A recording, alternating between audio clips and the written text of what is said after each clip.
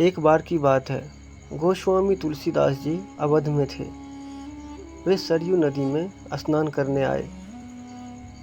जब वे नदी में उतरकर अंदर की ओर जा रहे थे, उसी समय एक महिला भी वहां स्नान करने पहुंची। उसे जल्दी स्नान करना था। उसने तुलसी जी महाराज को देखकर प्रणाम किया और कहा, बाबा जी, मुझे शीघ्र स्नान करना अनिवार्य है। आप उस ओर मुख कर नदी में खड़े हो जाइए। आपको आपके राम जी की शपथ है, जब तक मैं ना कहूँ आप न पीछे मुड़कर देखेंगे न नदी से बाहर निकलेंगे। गोस्वामी जी ने उन महिला को आश्वासन दे नदी में महिला की ओर पीठ घुमाकर खड़े हो गए। कड़ाके की ठंड पड़ रही थी। महिला जल्दी जल्दी नहाकर भागी। जल्दीबाजी में वह महिला गोस्वामी जी को पीछे मुड़ने व बाहर निकलने को कहना भूल गई। इस कारण गोस्वामी जी घंटों नदी में ही रह गए। जब इतनी देर हो गई और गोस्वामी जी मंदिर नहीं पहुँचे, तब लोग हर जगह उन्हें ढूंढने लगे।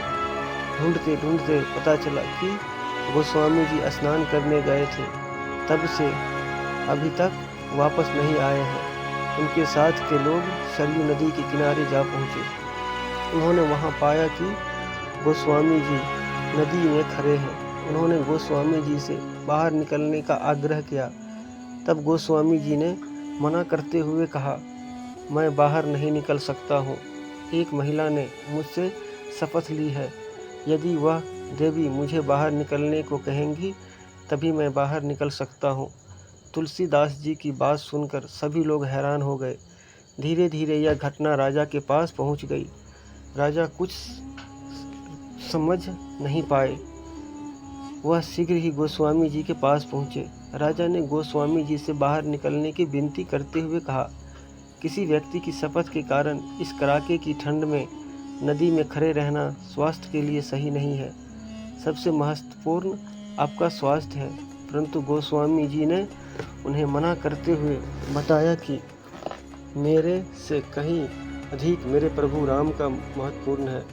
उन देवी ने मुझे मेरे प्रभु श्री राम की शपथ दिलाई थी। उनका नाम मेरे पूरे अस्तित्व से अधिक महत्वपूर्ण है। राजा ने गोस्वामी जी से पूछा, बाबा जी, उन देवी का नाम क्या है? कहा कि कहाँ की रहने वाली है वो? इस प्रश्न पर तुलसीदास जी ने राजा से कहा, मुझे ज्ञात नहीं है। तब राजा ने पूरे अवध में ढोल बजवा के उन महिला को शीघ्र सरयू नदी के तीर पर उपस्थित होकर गोस्वामी जी को शपथ मुक्त करने का आदेश दिया। उन महिला को जैसे ही अपनी गलती का आभास हुआ, वे दौड़ती हुई नदी के तीर पर जा पहुंची। वहां हाथ जोड़कर क्षमा याचना करती हुई गोस्वामी जी से कहने लगी, बाबा जी, अब आप पीछे मुड़ सकते हैं और नदी से बाहर भी निकल सकते हैं। फिर कहने लगी, हे बाबा जी, मुझसे बड़ा अपराध हुआ है। मैं दंड की भागी हूँ।